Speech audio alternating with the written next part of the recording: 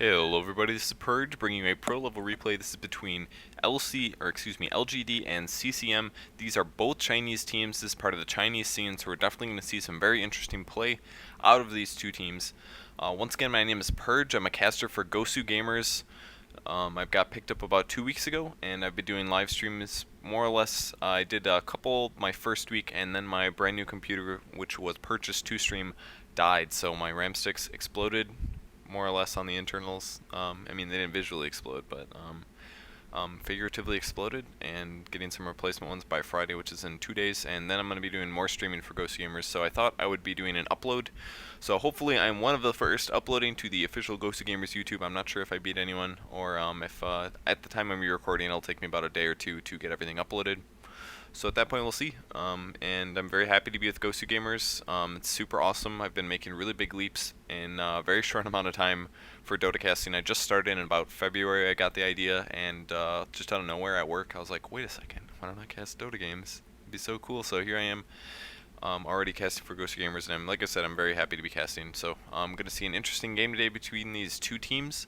Like people do say, the European scene is it is different than the Chinese one. The Chinese players don't generally play any international tournaments, so we'll see if hopefully things start merging in the future. I don't know if you've read any Dota 2 reports or not, but I think they have Chinese and European players going to Gamescom in Germany, which is it's all but confirmed for the Dota 2 presentation to be there, so that's going to be super awesome. So I can't wait for that. I hope they have a live stream or something. I would totally watch that. I usually don't watch any Gamescom stuff or any tournament stuff, but I would definitely be interested in that. So running into the Dota game you are watching, first band's going down. It's going to be an Enchantress, followed by a Shadow Demon and an Invoker. And the next band's going to be a Batrider Doombringer, followed, and last band going to be an Ancient Apparition. First pick for the Scourge team, LGD, or no, I'm sorry, CCM. Yep, CCM is the Scourge team. This game, they're going to be playing a Windrunner first pick, and the LGD picks are going to be the Weaver and the Vengeful Spirit. And follow-up picks for CCM is going to be the Lich and the Lone Druid. You don't see Lone Druid make it into a lot of these games. I did cast the game after this one initially, but my stupid recorder did not work, so all of a sudden I checked it about 30 minutes later, and I was like, wait, where's my video? And it wasn't there, so here I am casting another game. Luckily, this one is actually rated 5 points higher. Pretty significant, I know. It's a 95 instead of a 90, and we'll see how this ends up rolling out. Hopefully it will be a cooler game. Statistically, it will be, so be expected for some awesome stuff happening. LGD taking their time on their third pick here. They're gonna. The other game I saw, they did actually have a Weaver Venge, and they put them in a dual lane actually. So it was very interesting. They did a Weaver in a dual lane with that Vengeful Spirit, and they absolutely demolished this Clockwork. So maybe we'll see something similar, except without the Clockwork. But there's no Clockwork yet. That's very interesting. European teams dive all over Clockwork so fast, but and they don't necessarily ban Batrider first round every time. Usually they stick to like a Lich ban. It usually gets shut down in the first round, but other than that, these are all very standard. So Enchantress is the only one that's been kind of new lately. You haven't seen him played as much. He's very powerful. He has a lot of options. He's good at ganking. He's a good support hero early on. He can jungle, which gives you more lane options. And he's like a pusher. He's like a semi-pusher. He's not quite as dependent as Chen on pushing. But he can get more creeps early for pushing, actually. I mean, they don't stay as long, but you can have 2 creeps at it with Enchant at level 1, for God's sake. I'm pretty sure that's correct. And for Chen, you have to be level 5 to have 2 creeps, so it's definitely interesting to see how that matchup works out. But LGD is going to be picking up Earthshaker instead for their first pick, so we'll see how that ends up rounding out. Very cool stuff so far. And the second round ban for CCM is going to be that Clockwork there. He is going down. I did not see him. He got ganked a lot. He actually like semi-fed in some ways.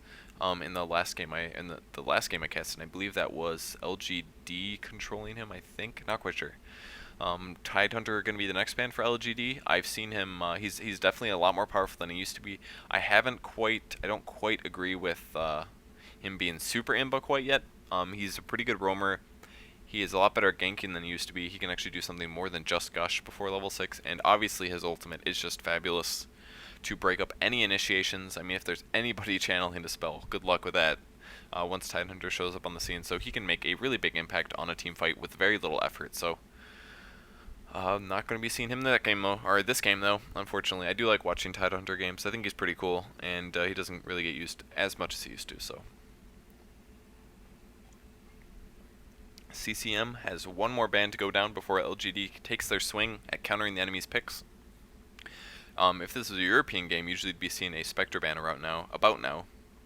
But it looks like the Chinese players are much more concerned about these these really powerful solo heroes, Invoker, Batrider, Doombringer, Shadow Demon. They're very concerned about banning those heroes instead of banning heroes like, I don't know, some other ones, but Beastmaster ban going to go down. Very interesting. They actually used Beastmaster in the game I casted. The one immediately following this one, I assume that they're in order on GoSuGamers. Oh yeah, I didn't mention that, but I pulled this replay off of GoSuGamers.net. Undoubtedly, where else would I get my replays? That's where I've been stealing replays from ever since I started casting. That was the first place I went. I was like, I need to get some replays. Where do I go? Oh, of course, I should go to GoSuGamers. I didn't even have to Google it. I just knew it. It was awesome. Next pick is for LGD going to be Pugna, and CCM is going to pick up a Vino. We might see a solo Vino. I've been seeing that quite a bit in European Dota at least. Solo that Vino mid, get some fast levels, max up those wards, and just push, and you end up picking off a crapload of CS because the wards do piercing damage, which does bonus against all of the melee and range creeps. So you can get quite a bit of farm from a Venomancer. Actually, it's pretty interesting. And it looks like the Pugna is probably going to solo as well, and they're probably going to put that Weaver and at least a dual lane. They did dual lanes last game, which is weird. Definitely very different than European strategies, but they dual laned the Weaver with the Venge, and they dual laned Lich with a Pugna. So that was very interesting. Definitely very different than what we're used to in a lot of the other games we cast. And I do stream for Ghost of Gamers, so I do see a lot of European pro level replays. And casting, I generally go with those as well. The Chinese ones sometimes have some issues because they play on older versions of Warcraft 3, and the reason for this is, under my assumption, is that they have no use to update to brand new Warcraft 3 versions. They don't play in BattleNets. There's no restrictions. It's just kind of a, I assume it's kind of like this at least. It's just kind of a, well, do we need to upgrade? Not really, because it doesn't affect Dota. It only affects Warcraft 3 balance usually, and even then, there's not a lot of balance changes at this point. Warcraft 3 is pretty darn close to running its course in the scope of RTSs. StarCraft 2 is most definitely taken over a lot of the competitive gaming scene right now, and I'm hoping Dota 2 does a similar thing when it rolls around in the next 6 months. So I'm definitely super excited for Dota 2. If you are not, you need to go read the articles and stuff like that. It's really cool stuff. Most of it's just leaks, non-confirmed stuff, but it's cool to dream. So last pick for CCM is going to be a Crystal Maiden. Going to be doing some roaming here, possibly assisting with any jungling that is going down. But primarily going to be doing roaming and support of a lane. I'm going to expect that Crystal Maiden with the Venomancer and the Lone Druid, and then solo Lich and Winner. That's what I would call if it was European, but we'll see what goes down for these Chinese teams. So the Earthshaker is being played by CH underscore. The Weaver is being played by ZSMJ. Xuan is going to be playing the Visage and the Oblivion. Did I even see the Visage pick? That must have been their last pick. That must have been their last pick for sure, because I did not see that one coming. Yeah, I think that was. So Visage is going to be their last pick for that tri-lane. YYF is going to be playing Pugna, and Vengeful Spirits being played by 830 God. And I did cover their Shaker. For the Scourge team, we have Zhao 8 playing the Venomancer. 430 playing the Windrunner. Got a lot of stat items here. DDC going to be playing the Crystal Maiden. This player over here is going to be the Lich. That's 34, and it looks like they're going to counter each other here. They didn't even pop a smoke here, but they are going to spot the Venomancer. He just notices these heroes, and he gets the hell out of there. I don't really know why they're doing a 5-man roam without a smoke. If they were going to try to get a kill, I think they could have picked off the Venomancer there. That's usually what you expect to happen, but did not actually go for that. So I think I covered Windrunner. I have not covered the Lone Druid. That's going to be Zhao playing the Lone Druid, and DDC playing the Crystal Maiden. He hasn't even gotten his bear yet. Kind of interesting. Wow, did they just counter ward already? Something. Oh, it's the bear. Okay, there's the bear. They were attacking the bear. He's taking a lot of damage. He wants to see if they're going to get a rune or not. This is pretty important. They're just going to sacrifice some of his HP there. They actually kind of want to kill the bear if they can. Doing quite a bit of damage. This is actually pretty nasty. I mean, they're not going to get ganked at level 1 now, with that haste rune at least. But he's going to have to wait for the cooldown to get his bear back in. It might cost him some CS later in the game, so they're going to give up on the bear. He's going to sprint out of there. And once again, we are seeing some dual lanes coming out of this Chinese team.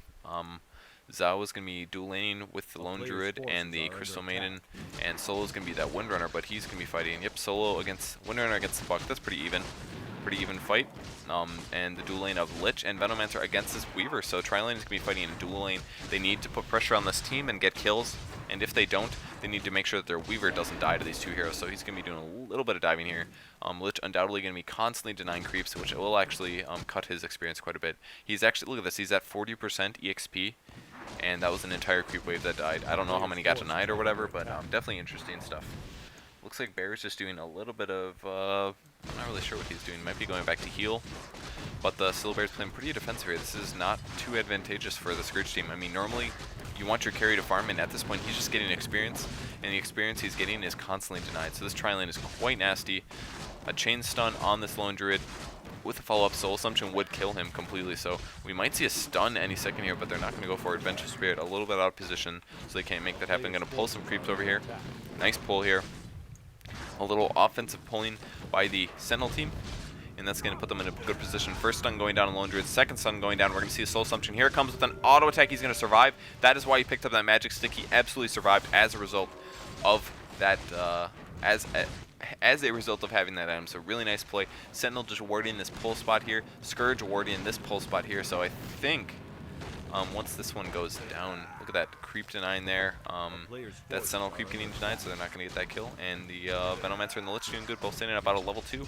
European Weaver still at 1. He's playing very defensive. He does not want to get caught out by these heroes, though they do both have slows. So I wouldn't be too worried as a Weaver. You can get out of that damage semi-good. And it looks like Lone Druid's just going to start jungling because he's not happy with the CS he's getting in lane. And now we have a solo Crystal Maiden going to be playing like a sissy all game. So at least for a while, much like this Weaver who just now pops level 2.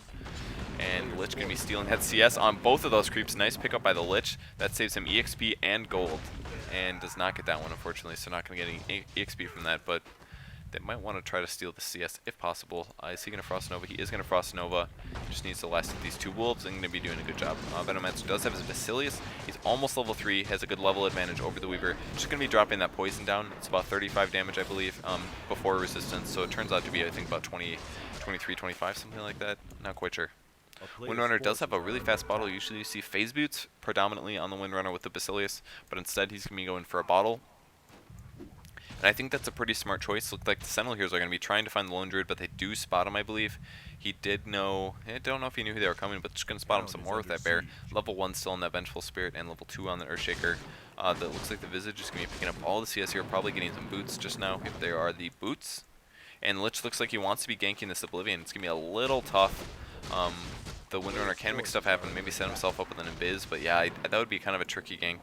I think it's smart that Lich is backing off from that. Not really a good reason to waste nukes or potential on trying to kill that Pugna. So possible gank, and by possible I mean undoubtedly a gank coming from the Vengeful Spirit and the Earthshaker, but they're going to be roaming all the way bottom with this smoke. Very cool move.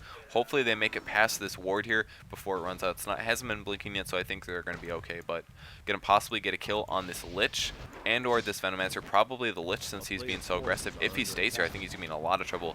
And here come the heroes. They still don't have a timer on. Oh, there goes the smoke. It does go away. Smoke is absolutely gone. They need to hide in the trees here, or Weaver is ready to go. Bug's going to happen. Here come the bugs. First stun going on the Venomancer. Second stun, beautiful block off. He is going to have a lot of trouble making out of here. Weaver doing a little bit of harassing, and unfortunately the Vengeful Spirit did get that last hit there. It was not the Weaver getting the last hit. Still pretty awesome though. Nice first blood by the Sentinel team. Good organization. Running that Weaver, or running those two support heroes all the way to the bot lane without the Sentinel noticing. Really cool play, and that is what is so sweet about smoke being initiated to the game, is now stuff like that can happen. And before, it would have to be just constantly counter warding and really heavy turtle fest. And now we can see some kills going down. It's sweet and it's awesome. So Pugna sitting at level 5 mid against this Windrunner. Windrunner just about level 6.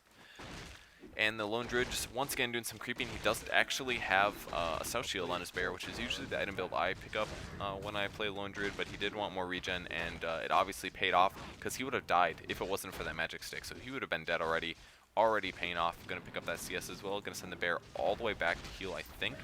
Once again, he's only level 3, really getting crappy levels. Crystal Maiden is only level 2. This top lane is going very unusually for the Scourge team. They're really not getting a lot of profit out of it. And it is currently 2-0. Apparently I missed another kill. Looks like Weaver also got a kill, and that was going to be on the Lich. So Lich apparently died. I don't remember that happening, so there must have been a first blood and something else happened after it. Excuse me, I don't know what that was. That's